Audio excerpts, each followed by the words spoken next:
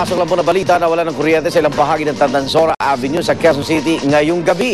Ay sa Meralco dahil sa sumabog na transformer, pasado alas 10 ngayong gabi sa Pangilinan Compound sa Perlas Street, corner Esperanza Street. Dahil dyan, apektado ang ilang bahay sa Tandansora Avenue at mga karatig lugar. Sinisimulan na raw itong kumpunuhin ng mga tauhan ng Meralco. Samantalang galit na sumugod sa tanggapan ng Sulpicio Lines at maging sa bahay ni President-elect Noynoy Aquino ang pamilya ng mga biktima ng lumubog na MV Princess of the Stars. Bakit daw ihihinto ng retrieval operation sa barko gayong may iba pang bangkay doon? Saksi si Joseph Moro. Nagalit ako dahil hanggang ngayon di ko pa nakita anak ko. Ang sabi nila wala ng bangkay. Mga nakabaluktot doon. Mga durog na yung iba. 2 taon pagkatapos ng trahedya, hindi pa rin humuhupa ang galit ng ilang mga kaanak ng mga biktima ng lumubog na MV Princess of the Stars sa dagat ng Romblon. Nagdala sila ng mga kabaong sa opisina ng Sulpicio Lines sa Maynila at nagpunta pa sa bahay ni President-elect Noynoy Aquino sa Times Street sa Quezon City.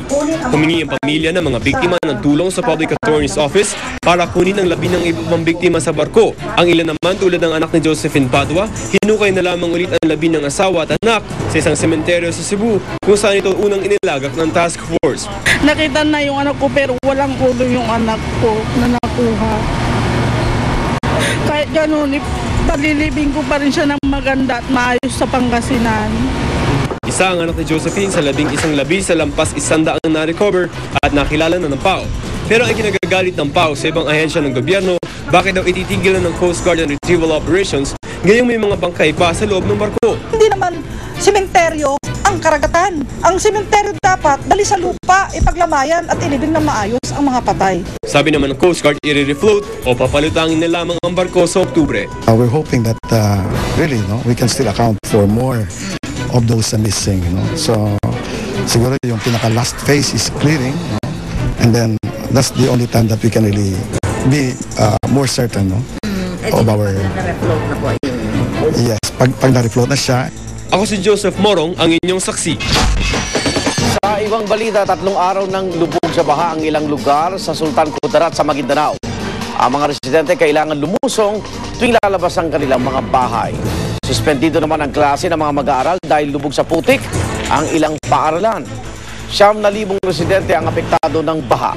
Pero ayon sa DSWD, hindi pa kinakailangan ang massive evacuation dahil kontrolado pa naman daw ang sitwasyon. Samantala sa bayan na itinagdiwang ni Ilocos Sur Governor-elect Luis Chavit Singson ang kanyang ika-69 na karawan at ang pagkapanalo nitong eleksyon. Kaya naman bigati ng mabisita sa panguna ni Pangulo Arroyo at ni Sarangani Congressman-elect Manny Pacquiao.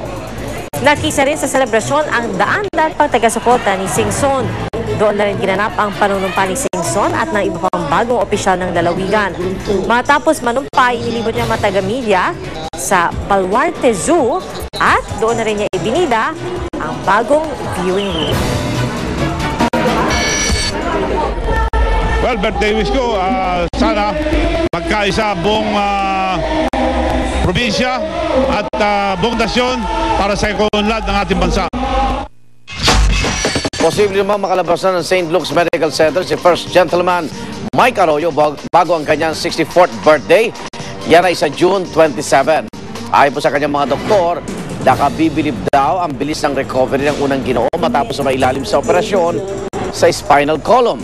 4 na oras matapos siyang operahan, nakakaupo na siyang mag-isa. Sa kabila nito, kailangan pa rin i-monitor ang kanyang blood pressure. Maselan daw ang kondisyon ni Atty. Arroyo na dati nang nagkaroon ng aortic aneurysm. At sama-sama natin saksihan. Pasa doble dance sa Toy Story 3, kinoreograph ng isang Phil-Am.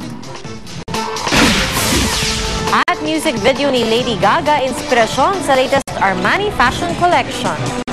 Balitang hati ng nag-isang liga ng katotohanan. Sa sama-sama nating pagiging saksi.